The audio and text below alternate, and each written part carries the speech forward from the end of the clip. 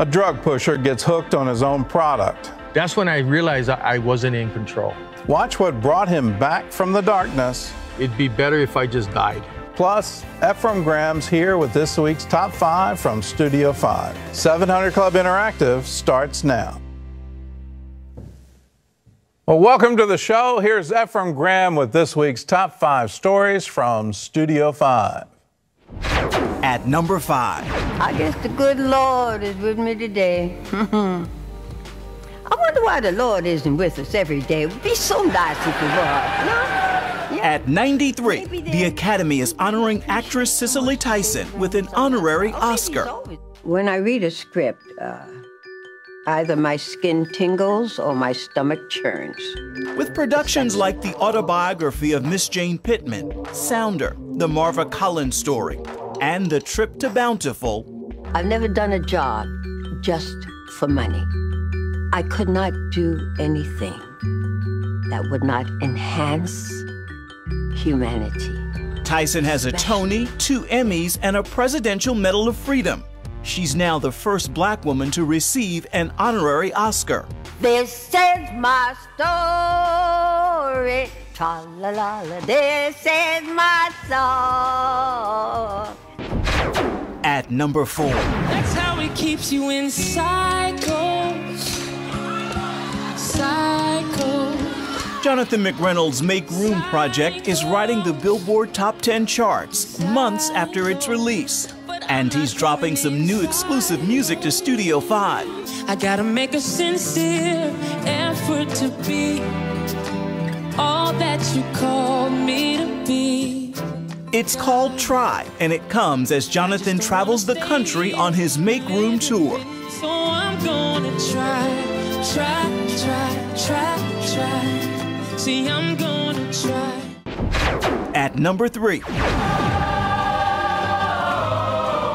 The Sight and Sound Theater Experience comes to a theater near you. You are going to become someone very important someday, Moses. You don't know who I am. No, you don't know who you are. It's the Moses production, and it's hitting the big screen for 3 nights, beginning September 13th. Moses, deliver my people out of bondage and into the land of promise. At number 2.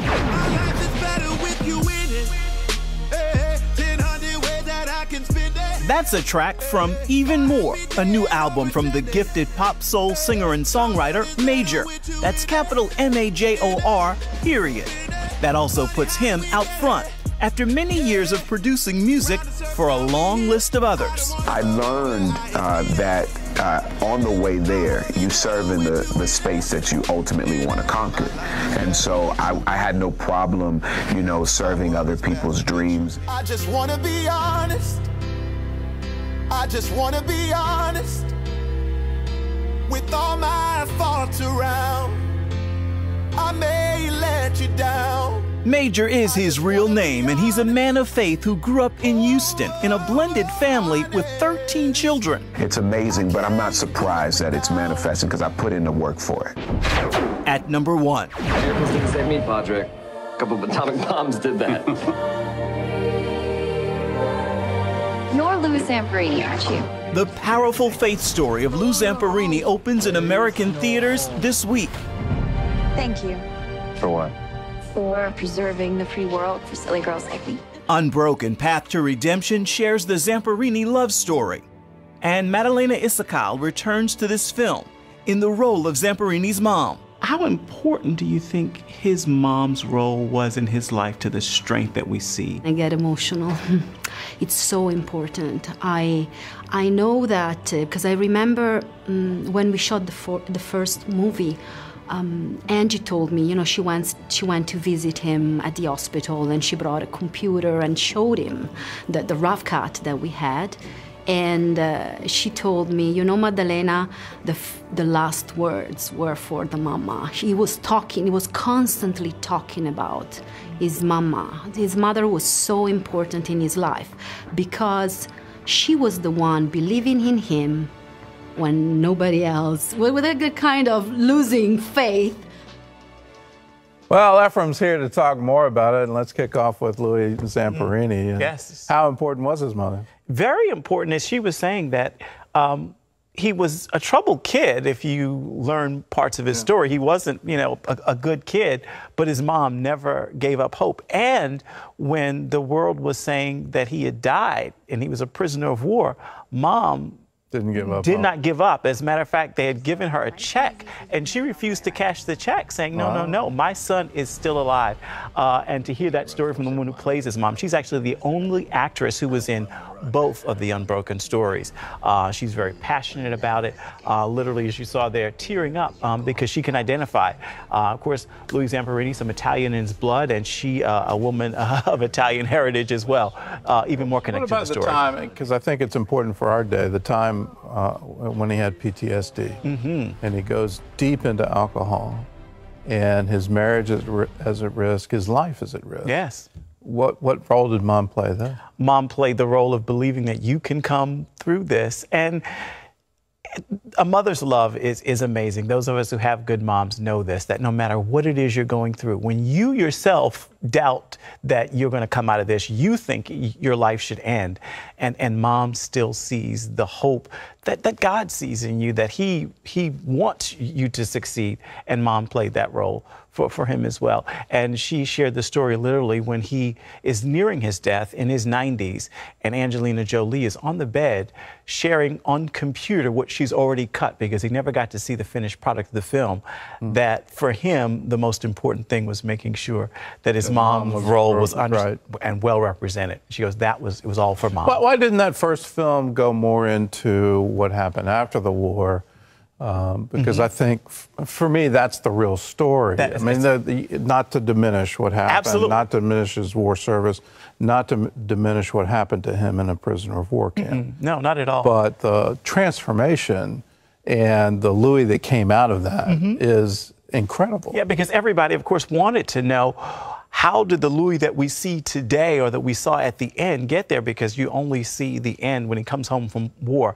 In talking to Angelina Jolie when that was done, I asked that very question, and she said it was her hope that she was showing glimmers and signs of him coming through it, but it was just too long of a story to put all in one film. There's only also one producer who survived both films and did both, and he said that in making the first, he kind of always knew, even Lou Zamperini's son Luke said they kind of always knew there would be a second, but the audience demand for the second was a lot bigger than anyone thought. I talked to an executive from Universal Pictures, and he goes, I asked him, when did you know you had to make a second movie?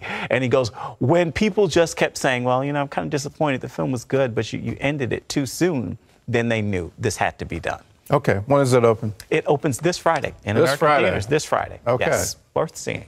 Well, and it's not just a one-night thing. There's full release. Full release, but we know that opening weekend is a big deal. So if you can see it opening weekend, then that bodes well for it being extended and staying a little longer. Yeah, that's what all the studios look at. Yes, that very first weekend. Yes, that very first weekend. That's what all the PR machine looks at. You got it. If you don't open well, you don't open. You got that right. All right, let's talk about Major. His name is Major. With a period. With a period. He spells his name capital M-A-J-O-R, period. And the reason behind that is amazing. This is his debut album called Even More. But his mom got pregnant with him out of wedlock. She was so ashamed, because she grew up in the church, that she attempted twice to go and abort him. Got a flat tire on both trips. And then Mom said, well, perhaps if I name him Major, he will make a major impact on this world somehow. Wow. So she obviously didn't have the abortion. He is born. And when he learned that story, because he used to be ashamed of his name, but when she finally shared that story, then he said, oh, well, not only am I going to be proud of this name, I'm going to spell it in all caps and add a period, because God has a calling on my life, obviously. I mean, 2 times on the road to be aborted, and your mom has a flat tire, all because she was ashamed of having made the mistake of getting pregnant out of marriage. His line when you're talking to him, you know, that I'm not surprised at the success because I've done the work. I've put in the work. Yeah. Yeah, Major, he's been around for a very long time. He's produced for Ariana Grande, Patti LaBelle, Stevie Wonder, and he was content working in the background knowing that my day will come if I do the work and help other people's dreams and visions for themselves come true. I know that God's going to honor the work that I put in. And literally his very first single, everyone loved. And we're kind of like, okay, so when's the album coming? When's the album coming? He released an EP first, and now we're finally getting a full-length album from him.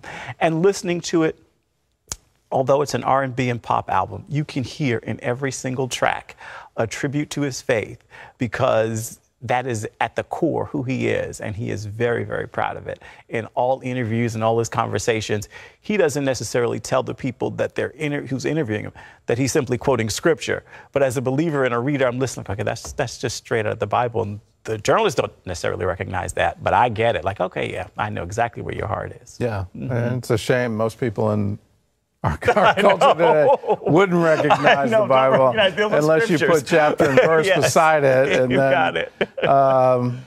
Anyway, you hear his voice. It's an amazing voice, and you wonder, okay, why has this been hidden for so long? Yeah, for such a time as this, he feels like the timing is right. The world needs to be inspired and uplifted, and that's what he's attempting to do in this music. All right. Moses is coming out. This is Sight and Sound. Yeah, their out of second Lancaster. one. I want to say they did Noah first, and that did well for a 3-night run. My church was trying to get tickets, and literally it was difficult to get because so many theaters were sold out. We did get them, but you will be able to enjoy the Sight and Sound experience. They're in Lancaster as well as Branson, Missouri, but if you've never traveled to experience this, literally you are at the center of the production when you're there live. They realize that it does translate to a degree in theater, so they're now releasing the second one. Noah was last year, this year, Moses, and I think people will enjoy the experience. All right. Well, for all the latest in entertainment news, all you have to do is check out Ephraim's weekly show, Studio 5. You can watch it online at cbn.com/Studio 5. And Ephraim, thanks for being here. Pleasure to be here. Thank you. Well, coming up, the tables turn on a cocaine pusher when he becomes addicted to heroin. Every waking moment, you're thinking, who to call, how can I get it, where can I get it from? Because I would do any means to get money to support my heroin habit.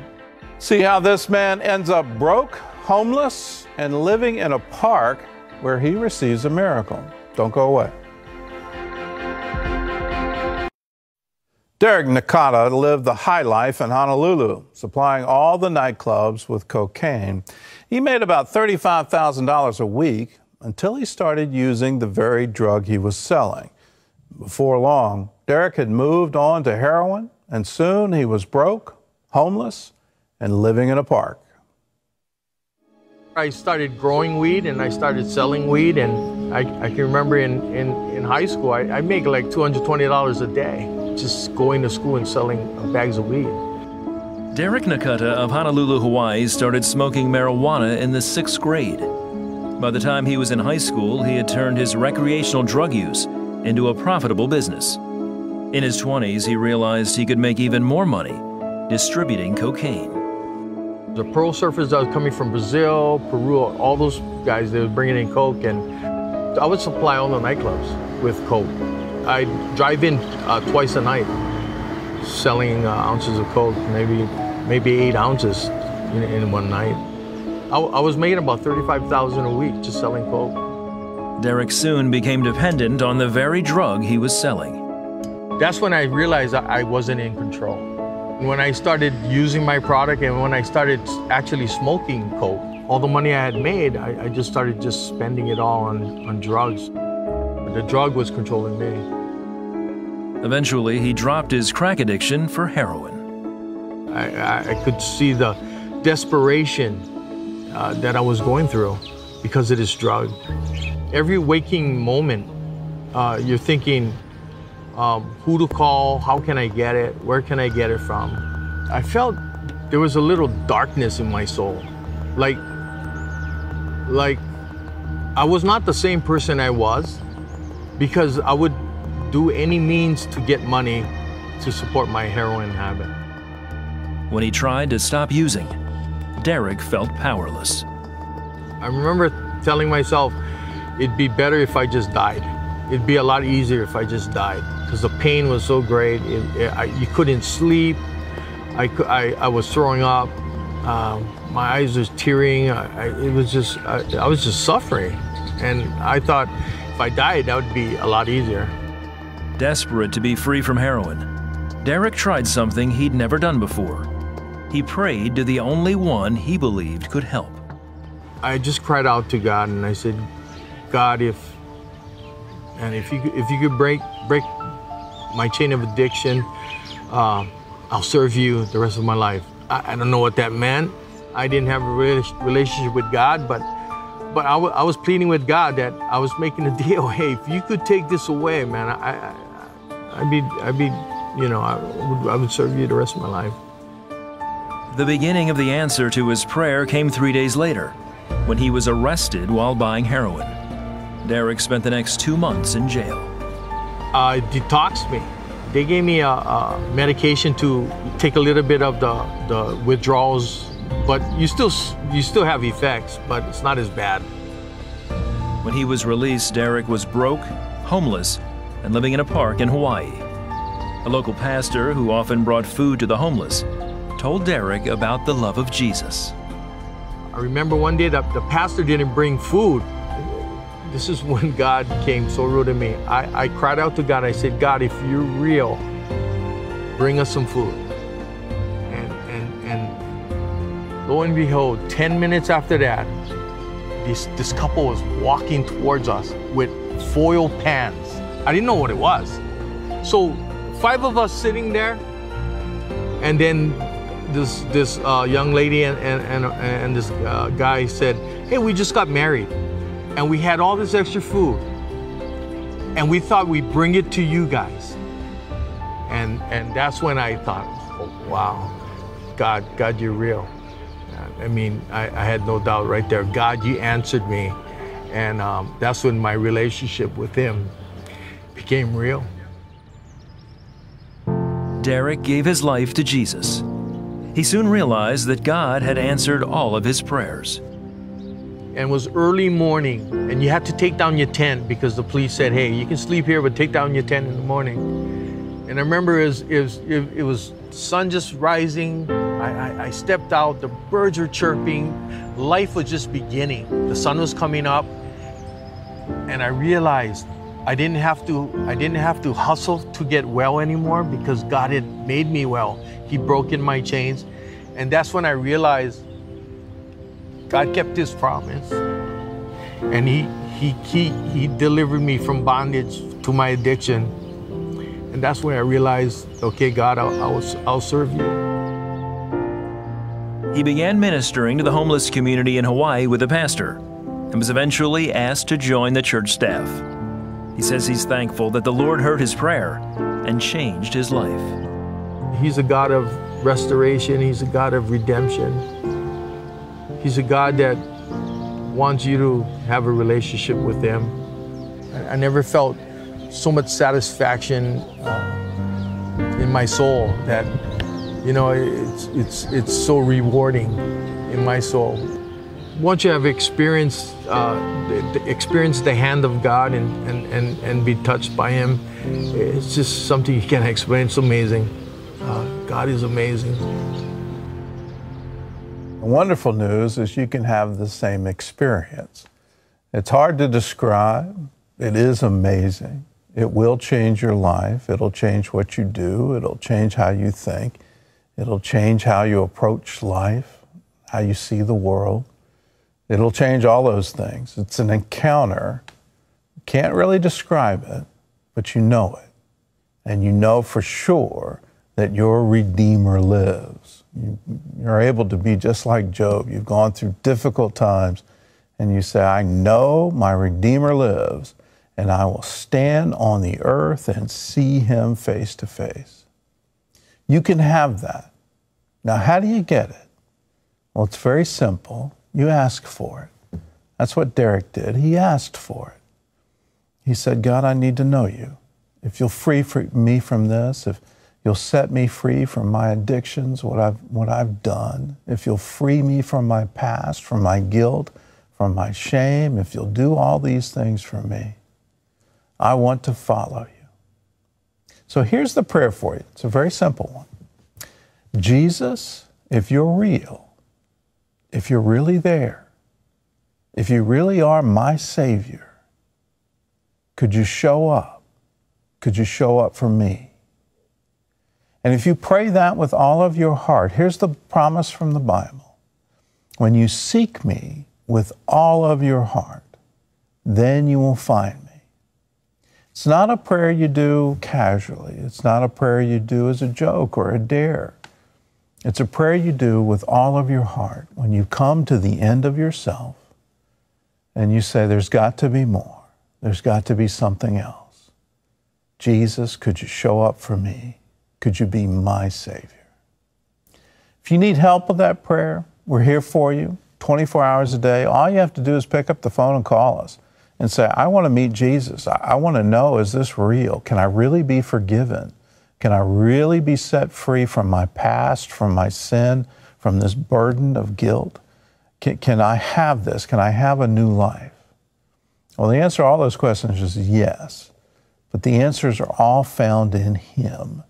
And you need that encounter, you need that experience to say, yes, I know my Redeemer lives. If you want prayer, call us, 1-800-700-7000. Well, still ahead, a young Buddhist boy in Cambodia asked the age-old question, who made the world? See how watching Superbook helped him find the answer he was looking for. That's up next. A young Buddhist boy in Cambodia was encouraged to learn Sanskrit so he could become a monk. But the boy had other ideas, a lot of unanswered questions, until he watched an episode of CBN's Superbook. One Sunday morning, Hong Lee heard some kids in a nearby building. Then the teacher waved for him to join them. I've known the teacher all my life, so I decided to go in. That was the first time I ever saw Superbook.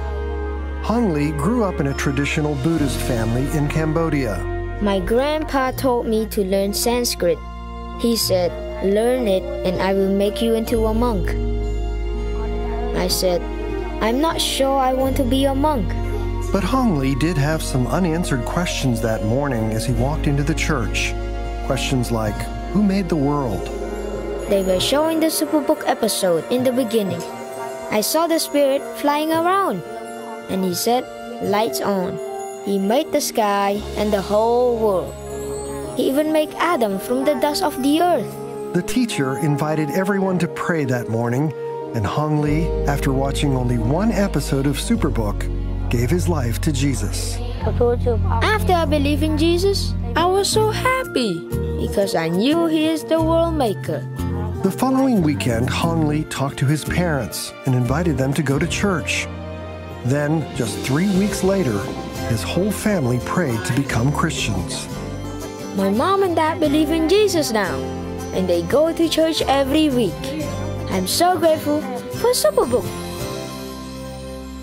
Superbook, it's showing the stories of the Bible to the children of the world. We're in over 40 languages now, 43 languages, on our way to 55 languages.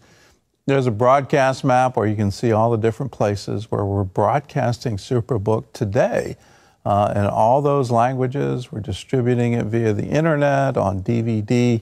It's amazing what happens when children get these stories.